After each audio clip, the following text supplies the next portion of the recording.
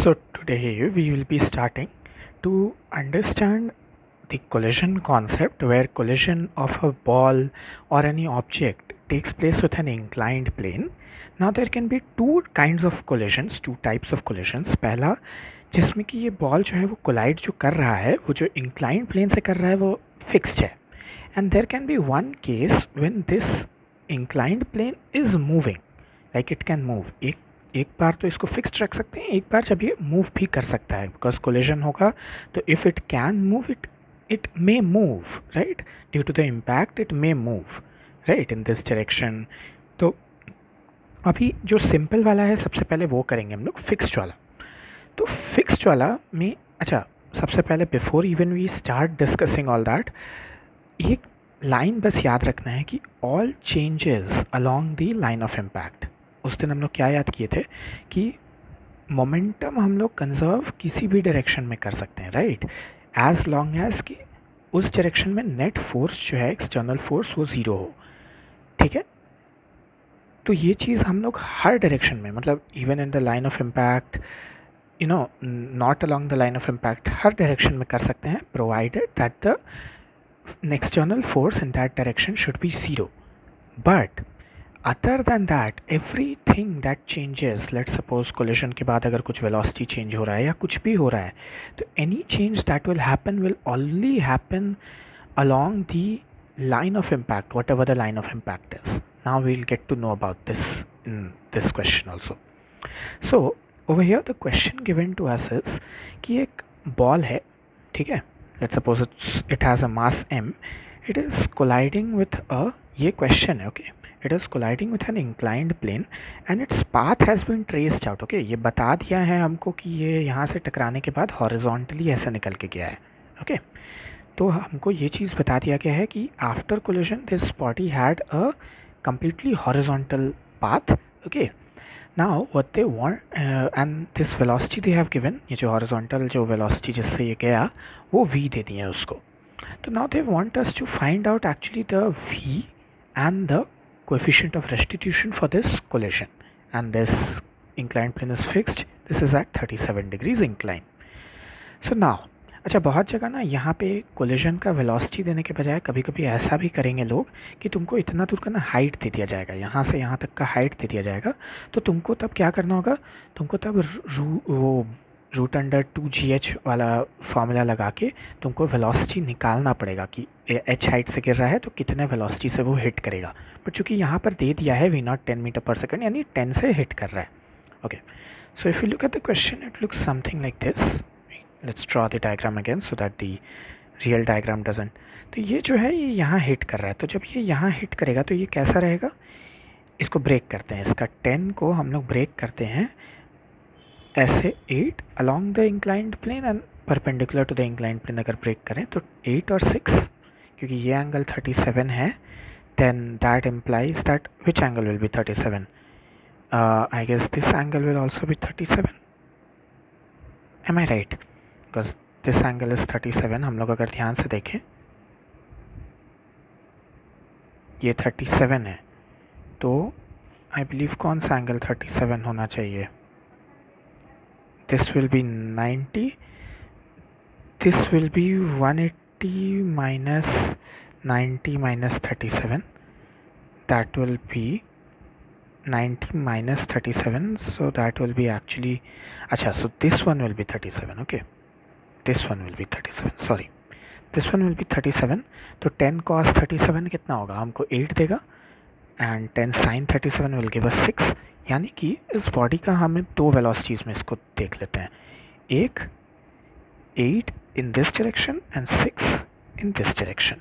ठीक है, जब ये टकरा रहा है तो ये जब टकराया, जब ये बॉल कहीं भी एक पॉइंट से टकराया तो लाइन ऑफ इम्पैक्ट यहाँ पे क्या हुआ, अलॉन्ग द कॉमन टेंजेंट. तो कॉमन टेंजेंट तो दोनों के कोई ये है, उसके perpendicular line of tangent line of impact होता है, यानी this is the line of impact.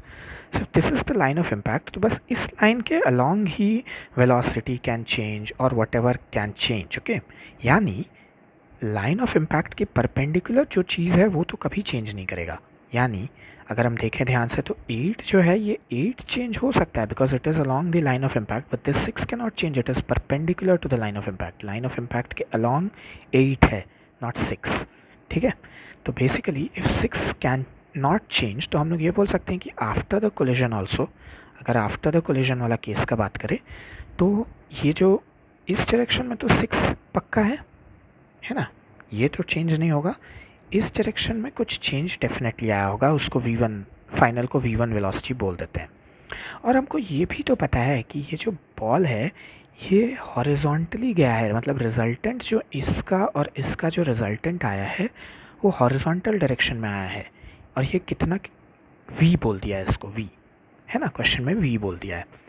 तो यहाँ से अगर हमको निकालने बोले कि ये v का वैल्यू कितना है तो हम क्या ये नहीं बोल सकते, देखो ध्यान से, अगर ये एंगल 37 है तो चूँकि बोल दिया है यहाँ पे स्पेसिफाइड है कि ये हॉरिजॉन्टली गया है, यानी कि दिस एंगल विल ऑल्सो भी 37. Am I not right? ध्यान से देखो, हॉरिजॉन्टल से एक लाइन बनाते हैं, this and this by alternate angles theorem, 37 degree. तो अब ध्यान से देखो, ये है क्या v, ये हो गया 6, ये हो गया v1 और ये है 37 डिग्री. तो हम ये बोल सकते हैं कि v cos 37 is actually 6 because this is the original velocity. कभी भी जो एक डायरेक्शन का ओरिजिनल वेलोसिटी को v1 और 6 में ब्रेक कर सकते हैं, मतलब v1 cos 37 will be equal to 6, not 6 cos 37 will not be equal to v. बहुत लोग ये गलती करते हैं. The main velocity is broken into its components, not the component broken back into its main velocity. तो main तो ये है, रिजल्टेंट तो ये है, वी कैन सी दैट. तो v cos 37 6 हुआ, तो v कितना आया, 6 by cos 37, and cos 37 is how much?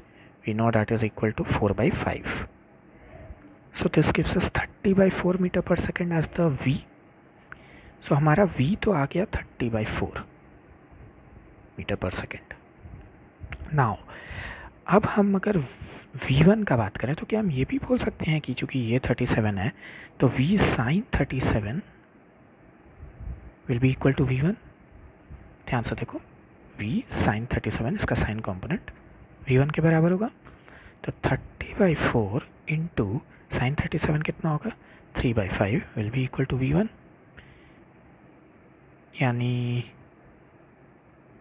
9/2. v1 आ गया 9/2. एम आई राइट? 9/2 मीटर पर सेकेंड. अब हमको बोल रहा है सेकेंड पार्ट में हमको e निकालने बोला है. ठीक है, हमको e निकालने बोला, तो e होता क्या है, velocity of separation by velocity of approach along what? along the line of impact. ये याद रखना है. तो लाइन ऑफ इम्पैक्ट के अलॉन्ग तुम ध्यान से देखो, जब ये बॉल जब वेलोसिटी ऑफ सेपरेशन अभी पूछ रहा है तो आफ्टर कोलिजन ये बॉडी किस वेलोसिटी से सेपरेट हो रहा है, तुम ध्यान से देखो, v1 से ही सेपरेट हो रहा है ना, v1 से सेपरेट हो रहा है along the line of impact, हमेशा देखना है. तो v1 हो जाएगा वेलोसिटी ऑफ सेपरेशन, और चूँकि ये फिक्स्ड है तो इसलिए इसका तो कुछ वेलोसिटी है ही नहीं, तो इसलिए this is only the separation velocity. तो v separation is actually v1 only. तो v सेपरेशन की जगह v1 डाल देते हैं, 9/2 divided by v of approach. v of approach कितना था, 8 था along the line of impact, तो 8 से डिवाइड कर देते हैं. 9/2 by 8 is actually 9/16. This is the value of E. Okay, this is the value of coefficient of restitution. Okay, अब हम एक स्पेशल केसेस में बात करना चाहेंगे. सी ये क्वेश्चन काफ़ी सिंपल था बिकॉज यहाँ पे हम लोग को डायरेक्शन दे दिया है, फाइनल कैसे मूव किया. बट लेट्स सपोज कि क्वेश्चन में ये नहीं दिया रहता कि किस डायरेक्शन में ये निकला है, हमको नहीं बोला होता, हमको बस पूछता कि आप मेरे को बताइए किस डायरेक्शन में गया, आप मेरे को बताइए कितने से गया, तो हम क्या करते. In that case I would not be able to solve the question जब तक हमको ई स्पेसिफाई नहीं किया रहे. क्यों? क्योंकि हमको देखो, हमको अगर नहीं बताया हुआ है कि ये 90 डिग्री पे गया तो हम ये सब कुछ स्टेप नहीं कर सकते थे. देखो ये सब हम कुछ नहीं कर सकते थे. In that case what would I have to do कि हमको बस अज्यूम करना पड़ता कि ये टकराने के बाद इस डायरेक्शन में तो इसका 6 रहता ही, जो perpendicular to the line of impact के अलॉन्ग जो था वो 6 तो रहता ही रहता. बट हमको along the line of impact हमको कुछ अज्यूम करना पड़ता, v1 अज्यूम करते, ठीक है। और हमको ये v1 अब निकालना पड़ता, और ये v1 का स्क्वायर और 6 का स्क्वायर, ये v1 और 6 का रिजल्टेंट से हमको पता चलता कि जो रिजल्टेंट इन दोनों का आया वो हॉरिजॉन्टल आया या थोड़ा सा ऐसा आया या ऐसा आया, बिकॉज कोई दो वेक्टर का रिजल्टेंट ज़रूरी तो नहीं है ना कि वो हॉरिजॉन्टल आए, वो ऐसा भी तो आ सकता है। दो वेक्टर है अगर, depending on the values of the two vectors, ऐसा भी हो सकता है कि रिजल्टेंट ऐसा आए दोनों के बीच में, है ना। तो वो तो स्पेसिफाइड नहीं है, तो हमको तब तो पहले ये निकालना पड़ेगा, ये निकालना पड़ेगा, और फिर एंगल कैसे निकालेंगे जब हमको वाई डायरेक्शन में पता है, एक्स डायरेक्शन में जब वेलोसिटी पता चल जाए। Let's solve that question. Okay, मान लो कि हमको यही सेम क्वेश्चन हमको दिया हुआ है, खाली हमको ये नहीं दिया हुआ है कि ई का वैल्यू हमको 9/16 हमको ई का वैल्यू ही दे दिया गया है। लेट्स सपोज हमको ई का वैल्यू 9/16 दे दिया है एंड हमको ये हॉरिजॉन्टल नहीं बताया गया है। इन दैट केस हम कुछ अज्यूम नहीं कर सकते कि ये हॉरिजॉन्टल गया है। What I will do is, हम मानेंगे कि आफ्टर द कोलिजन इस डायरेक्शन में v1 और इस डायरेक्शन में 6 है, ठीक है, ये तो है ही। अब आगे हम क्या करेंगे, हम लिखेंगे कोएफिशिएंट ऑफ रेस्टिट्यूशन का इक्वेशन कि E is equal to velocity of separation by velocity of approach. तो वेलोसिटी ऑफ सेपरेशन यहाँ पे कितना है, देखो v1 ही होगा in that case, and velocity of approach कितना था, 8 था। और ये मेरे को पता है, मेरे को क्वेश्चन में दिया रहेगा कि 9/16, इसीलिए आई सेड कि अगर हम लोग को डायरेक्शन स्पेसिफाई नहीं किया रहता है इस क्वेश्चन में तो हमको E का वैल्यू दे वुड हैव टू गिव। तो हम इसको जब 9/16 के इक्वल करते थे तो मेरा v1 कितना आता, 8 इंटू 9/16, 72/16 आता मेरा v1। इन दैट केस वो कितना के बराबर होता, 8 2 ज़ा 8 9 ज़ा 9/2 के बराबर आता मेरा v1, 9/2 के बराबर आ जाता। अब जब मेरा v1 9/2 के बराबर आ जाता ना, तब हम क्या करते हैं, हम दोनों का रिजल्टेंट लेते। तो दोनों चूँकि एक दूसरे से 90 डिग्री पे है तो हम क्या करते, रूट अंडर 9/2 का स्क्वायर प्लस 6 का स्क्वायर करते।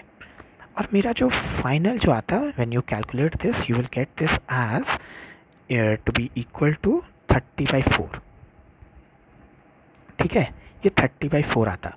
बट ये 30/4 किस डायरेक्शन में, ऐसे ऐसे ऐसे कैसे, वी डोंट नो। तो वो उसके लिए क्या करते, ये 9/2 रहता और ये 6 रहता है, तो वो जो 30/4 आया है वो किधर है ये पता करने के लिए हम क्या करते, हम मान लेते, ठीक है, हम मान लेते। अच्छा, हम ये भी तो कर सकते हैं ना, ध्यान से देखो, हम अगर बोल दें कि एनी रैंडम डायरेक्शन में, हम एनी रैंडम डायरेक्शन ले लिए, ये एंगल को अगर हम अल्फ़ा मान लिए, ये एंगल को अगर हम अल्फ़ा मान लिए तो tan अल्फ़ा का वैल्यू कितना होना चाहिए, ध्यान से देखो, tan of alpha, tan of ये कितना है, ये है 30/4 के बराबर। हम अज्यूम किए हैं अभी कि वो किसी भी डायरेक्शन में, एनी रैंडम डायरेक्शन है टेकन। ये tan अल्फ़ा का वैल्यू कितना होना चाहिए, tan अल्फ़ा का वैल्यू ध्यान से देखो 9/2 divided by sine alpha, sorry, यहाँ पे हम लोग क्या करेंगे, ये 9, see this part is a bit confusing, I understand, 9 6, हम अब यहाँ पर एक रिजल्टेंट किसी भी डायरेक्शन में ले लिए, लेट्स सपोज ये एंगल अल्फ़ा मान लिए। अब हम जब इसका वैल्यू हमको पता है 30/4, तो हम क्या करेंगे, अब ध्यान से देखो, हम साइन अल्फ़ा लगाते हैं या कॉस अल्फ़ा अगर कुछ भी लगाते हैं, तो ध्यान से देखो, अगर हम साइन अल्फ़ा लगाएंगे तो क्या होगा, मेरा sine alpha will be height by hypotenuse. Height कितना होगा, 9, साइन ऑफ अल्फ़ा में हाइट 9 आएगा, sine of alpha is equal to height by, ये 9/2 था, सॉरी 9/2, तो 9/2 आएगा and this divided by the hypotenuse. How much is the hypotenuse, 30/4, तो 9/2 divided by 30/4 कितना आएगा,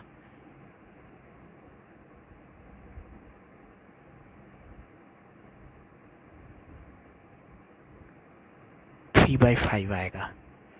और साइन अल्फ़ा अगर 3/5 आया यानी अल्फ़ा कितना आया, 37 डिग्री, तो तब हम बोल सकते हैं कि ये जो अल्फ़ा आएगा ये 37 डिग्रीज आएगा। Now I found out the direction in which this vector will be. तो अब हम बोल सकते हैं कि अब जो फाइनली जो बॉल जो जिस डायरेक्शन में निकलेगा वो actually 37 degrees from this direction निकलेगा। 37 डिग्रीज इधर से जब हम लोग करेंगे तो वो एक्चुअली हॉरिजॉन्टल के अलॉन्ग ही आ जाएगा, सिंस ये एंगल भी 37 है।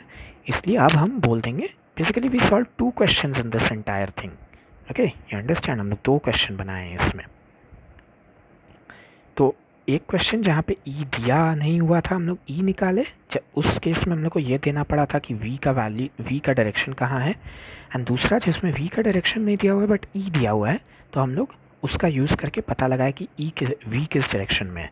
Now this thing we will be using very drastically. The second thing that we learn ना, कि जब ई दिया हुआ है बट डायरेक्शन नहीं दिया हुआ है, ये चीज़ हम लोग यूज़ करेंगे इन मूवेबल वाला block system. Okay, we'll see that in the next video.